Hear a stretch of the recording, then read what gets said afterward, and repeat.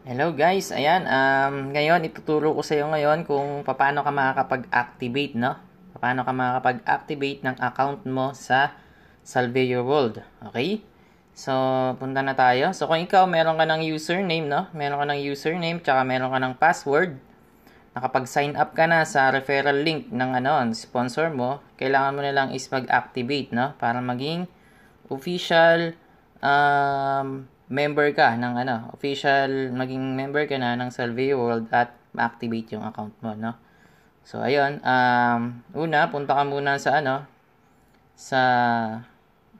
sa browser mo, ayan.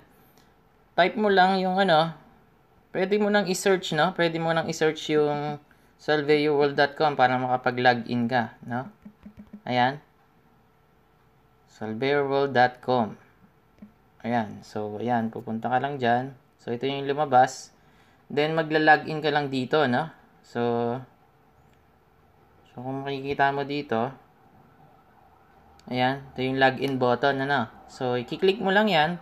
Para lang sa gayon, makapag-login ka. Then, i-fill up mo lang kung ano yung username mo at saka yung password mo, no? So, ngayon, fill up ko dito yung aking username na ginagamit pang testing.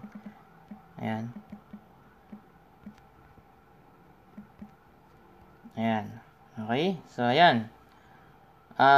Naka-login na ako, no? So, ito yung makikita mo ngayon sa sa website ng salveyourworld.com, no? So, kung hindi mo pa napapanood yung compensation plan, ito yung compensation plan, no? So, play mo lang itong video na to. Para lang sa gayon is maunawaan mo pa ng lubusan yung business ni Salve Your World. Okay? So, meron din ditong gold, yung itong gold presentation, no? Na video. Ito. So, panoorin mo lang itong gold presentation na to para na sa gayon, maintindihan mo kung ano yung difference ng gold membership or the platinum membership, no? So, ito naman yung platinum. Ito naman yung platinum na video. So, kailangan maintindihan mo yan para na sa gayon is mo siya, mapili mo kung ano yung membership na gusto mong i-purchase, na. Okay? So, ayun, punta tayo. Paano mo i-activate ngayon yung account mo? So, usually, dito, meron kang makikitang C membership package, no? So, i-click mo yan. Ayan, dito ka ngayon mapupunta. Ito yung difference ng difference ng gold at saka platinum membership. So, makikita mo dito yung price, no? Tsaka yung mga retail commission, kung ano yung difference niya, no? So, ang pinakang difference nito, ayan, syempre sa presyo, tsaka sa product, no? Then, yung maximum potential income, then sa e-loading, no? So, e-loading. So, kapag platinum ka, meron kang 3 to 5% na, 3 to 15% na discount sa e-loading natin, e-loading portal, no? So, ayan, yun yung pinakang advantage niya. Syempre, at saka yung maximum potential income, no? Okay, so punta na tayo ngayon kung paano mo ma-activate yung account mo na yan, no? So, ayan, kung scroll down mo lang dito, meron tayong mga packages, no? So, RG1, RG2. So, pipili ka lang dyan kung ano yung gusto mong package, no? Ayan, dito naman sa baba yung pinakang platinum. No? So, yung mga special platinum tsaka special gold, ang pinagkaiba lang niyan is yung mga combination ng product, no? So, example, ito, special platinum, no? Puro good shape lang, puro Salveyo barley lang. So, diyan mo makikita yung Okay? So, ngayon, since nag-i-start pa lang yung itong Salveyo World e-commerce business, itong add to cart na nakikita mo dito is hindi pa to nagwo-work, no, as of now. So itong add to cart na to is ang schedule nito is this August ma-connect na tong add to cart na to at nagwo-work na to, no. So ngayon itong add to cart na yan, itong mga add to cart na yan. Sa ngayon, pasensya na kayo, hindi pa to nagwo-work, no. Hindi pa yan nagwo-work. So kailangan pumunta muna tayo dun sa isang process para makapag-activate ka, no. Pero later on, kapag nag-work na to, so mas magiging madali na siya, no? Magiging madali na sa mga lahat ng magme-members, no? So, ayun, So, paano ka makakapag-activate kung hindi pa to nag-work, no? So, yun yung ipapakita ko sa iyo ngayon dito. Okay? So, ngayon, punta ka lang dito sa click mo lang itong menu, no? Itong menu na nakikita mo sa taas, no? So, ayan. Tapos, click mo yan. May makikita kang dashboard, no? Ayan. So, kailangan i-click mo tong dashboard na to para sa gayon, mapunta ka sa dashboard mo. Okay? So, ayan. Click natin. Okay. Ayan. Nandito na ngayon sa dashboard mo. Okay? So, i-orient na rin kita, no? Para na sa gayon is alam mo yung, yung business nito, no? So, ito yung, ito yung pinaka-dashboard mo, no? Ayan. Meron ditong menu sa taas, no? Since pre-member ka pa lang, may limited pa tong yung mga features dito, no? So, ang makikita mo pa lang dito is 5 pages, no? Pero pagka ikaw is activated ka na, may mga additional features diyan, no? So, ayun. Explain ko lang ng kaunti. So, ito ngayon yung pinakang profile mo.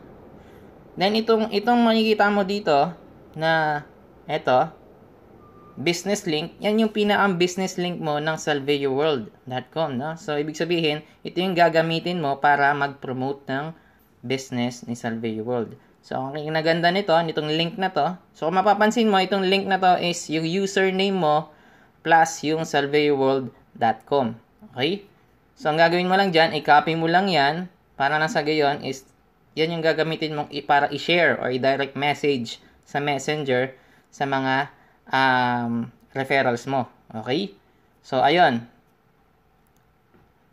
So, kinaganda nito, itong replicated link na to is meron na siyang mga built-in videos, no? So, ibig sabihin, isi-send mo lang talaga siya, no? Magdadrive ka lang ng traffic papunta dito para nang sa gayon mapanood ng mga friends mo yung video presentation. So, kung sakaling magustuhan nila, no? Kung sakaling magustuhan nila yung video, yung business opportunity, magjo-join sila, no? So, ibig sabihin yan, yung video na yung paulit-ulit na mag-explain sa mga referrals nyo, no? So, yung ganun kaganda yung ginawang system ng Salveyo World, no? Ang kailangan lang talaga is mag-sign up sila para ma-access pa yung ibang videos, no? So, pwede mo siyang i-try, no? Pwede mo siyang i-try, i-copy mo lang itong i-copy mo lang itong link na to. Then, i-try mo sa browser mo kung ano yung lalabas diyan, no? So, try mo lang. Try mo din sa ibang browser, no? Try mo sa ibang sa ibang cellphone, no? Para ma-testing mo kung ano yung lalabas diyan. Okay? So ayun, paano ka makakapag-activate dito ngayon? So mayroon ka nakikita dito by membership sa my profile mo, no? Ito. Yan. I-click mo lang 'yan para na sa gayon mapunta ka ngayon dun sa by membership, no? Meron nga pala tayong option dito, no? Ang option dito is pwede kang mag-cash on delivery, pwede ka ding mag-dropship, no? So, ibig sabihin, magbabayad ka muna, magpa-fund ka muna ng e-wallet, then, para makabili ka na ng package ng mas mabilis, no? Kasi ang cash on delivery kasi medyo matagal kasi, 3 to 5 days, no? So, bago ka pa ma-activate, magbabayad ka muna, no? Sa antayin mo muna yung bayad. No? So, yun yung pinaka-disadvantage ng cash on delivery, no? Ang pinaka-advantage naman ng magfa-fund ka muna ng e-wallet, ibig sabihin nun, magbabayad ka muna bago yung i-delivery, ma-activate na agad yung account mo, no? So, yun yung sinasuggest namin sa mga gustong mag-activate agad at mag-promote agad ng business nila. Okay? So, paano ngayon? Saan ka pupunta para malaman makapag-fund ka ng e-wallet, no? Para makapag-fund ka ng e-wallet, kailangan i-check mo muna yung itong e-wallet section natin, no? Ayan, ito. Click mo lang itong e-wallet section na to, then makikita mo dito ngayon yung e-wallet na payment details, no? Ayan, scroll down natin. Ayan. Nandito ka ngayon sa So, pwede kang mag-fund ng e-wallet through bank, no? Ayan, dito i-click mo lang bawat bangko para makita mo yung details, no? So, dito ka ngayon, kung video ka, dito ka ngayon magde-deposit, no? Si Ma'am Richette Yanes yung pinaka-CEO natin, ng president natin. So, safe na safe kung diyan ka de-deposit, no? So, ayan, ito, BPI. Click natin, yan. click mo lang kung ano yung gusto mong options, no? Gusto mong mode of payments, no? Andito yan lahat. Okay? So, ang sinasuggest ko dito, wag na kayong mag-deposit dito sa Technowise 360 Incorporated kasi matagal ang matagal ang verification, no? So, ang suggestion ko itong private account ni Ma'am Rich, no? So, dito na lang kayo sa BDO, BPI, East West at saka Metrobank, no? So, ito yung pinaka-the best at pinaka-mabilis na ma-verify, no? Siguro within the day mabe-verify yung yung pag ito yung ginamit nyo, no? So, kung remittance naman, ito, i-click nyo lang yung remittance. Ito naman yung pinakang finance manager ng company, si Jonah Villapira, no? So, dito din kayo magpapadala, no? Dito din kayo magpapadala ng Cebuana Luwilier, tsaka Palawan Express, no? Ayan. So, ayun. Then, after that, kung nakapagbayad ka na sa bangko at saka nakapagbayad ka na sa Cebuana Luwilier, kailangan mo ngayong i-submit yung details, no, ng payment mo, yung mga reference number, yung mga information ng payment mo, no, payment slip, no. So kailangan pumunta ka uli dito ngayon sa baba ng dito ka ngayon pupunta. So para i-submit, no? Yan dito. Yan, okay? Para i-submit yung yung payment mo, no? Para ma-verify ng office, no? So ito 'yan. I-fill up mo 'to, no? So if i-fill up mo 'yan, date, reference number, sender's name, location, tsaka additional notes, no? So kung may additional notes ka pa, lagay mo lang diyan para nasagay additional information, no? Para mas mabilis ma-verify. So much better kung i-upload mo rin, I-upload mo rin yung kung meron kang payment slip, no? I-picturean mo ng cellphone mo, then i-upload mo dito, attach mo, then click submit, no? Ayun, ayan. Click mo na lang yung submit pag kumpleto na, no? So ngayon, ang pag-verify nito is pag yung mga bangko, mas mabilis siya, within 1 day lang yan. 1 day lang yung yung verification niyan, no?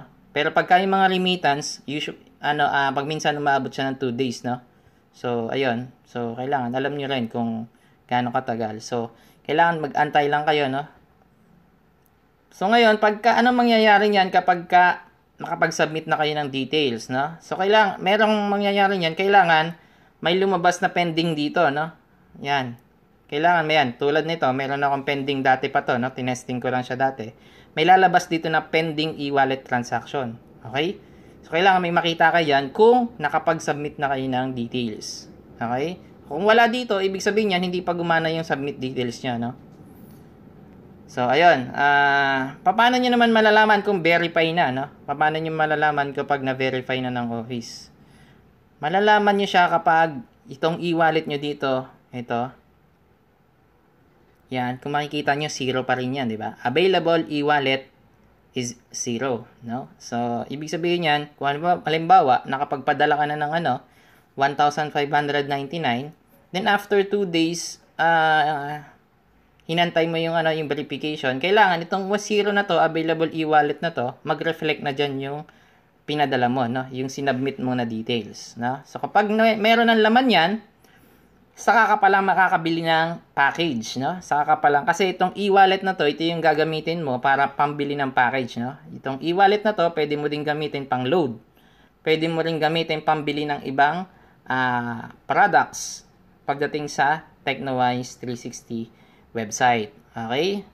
So, yun yung purpose, ito yung pinakang purpose ng e-wallet, no? So, pinakang electronic, electronic wallet, no? So, kasi dito, online tayo no? So, kailangan talaga may e-wallet ka, no? So, temporarily, ito yung procedure niya, no? Pero later on, kapag na-activate na or naayos na yung payment transaction natin dito sa pinakang main page natin, ito, ayan, ito. Kung meron kang credit card or debit card, PayPal, later on, pag nag-work na tong system na to, diretso ka na. Pwede ka na mag-add to cart, no? Ito. I-click mo na lang yan. Diretso na, no? Diretso add to cart ka na. Diretso membership na yan, no? So, ngayon, pero as of now, hindi pa siya gumagana, no? Hindi pa siya nag-work. So I think by August mag-work na yung system na yan. Okay? So ngayon, punta naman tayo ngayon pagka nag-fund na yung e-wallet mo, no? Pag meron ka ng e-wallet, paano ka magbabay ng membership package, no? So for example, halimbawa lang, yung e-wallet mo is meron ka ng 1599, no? So, i-click mo lang itong buy membership package na to na nakikita mo. Yan, sa dashboard ka uli, no? Click mo lang yan para na sa gayon, mag-proceed ka ngayon dun sa buy membership, no? Click natin.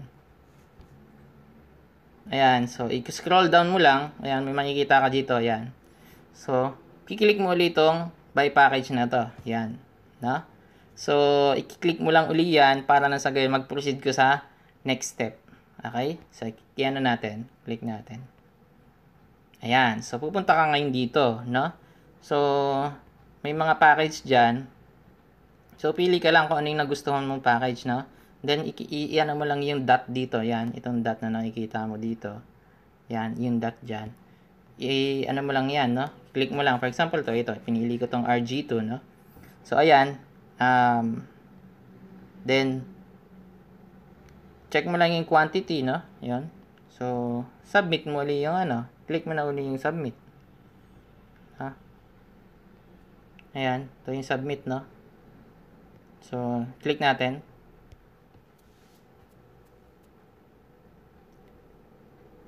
Ayan. Okay. So, saan ka ngayon napunta? Scroll down mo, no?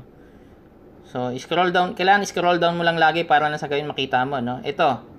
So, pipili ka ngayon ng shipping preference, no? Kung door-to-door delivery or free pickup, no? So, ayan, usually naman tayo, door-to-door delivery tayo eh. So, i-click mo yung door-to-door delivery. So, pag click mo niyang door-to-door delivery, may lalabas ngayon na mga details, no? So, name, address, yan, ito. If you fill up mo lang ito, yan, kailangan complete details. Kasi ito, delivery address to eh, no? Shipping preference nga pala to, no? So, ibig sabihin, pwede itong magkaiba dun sa pinaka-address mo versus dun sa delivery address na i-fill up mo dito, no? Kasi nag-order ka, no? So, ayan.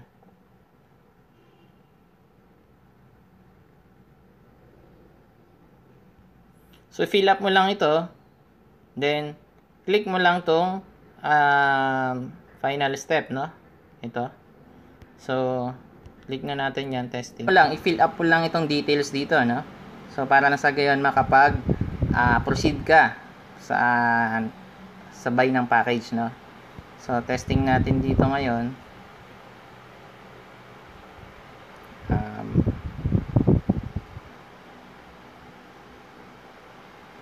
Ito, 4th District. Pasay. Okay, okay guys. Fill up mo lang dito, no? Ayan, for example lang to.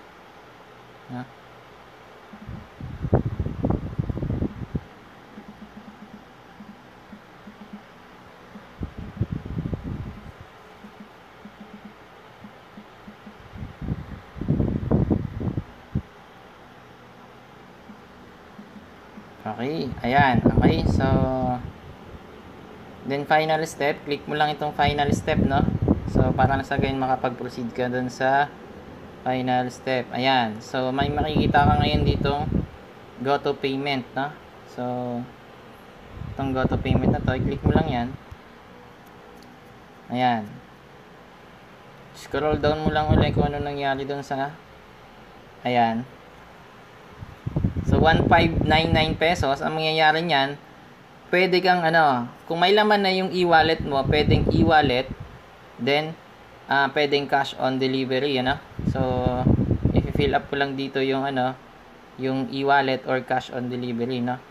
So, kapag cash on delivery,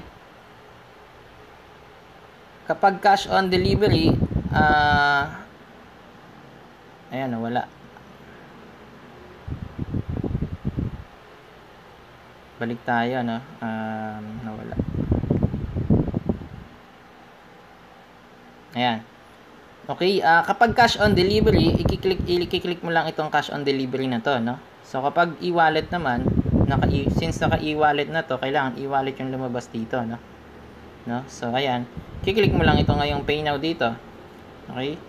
So, testing natin kung cash on delivery, no?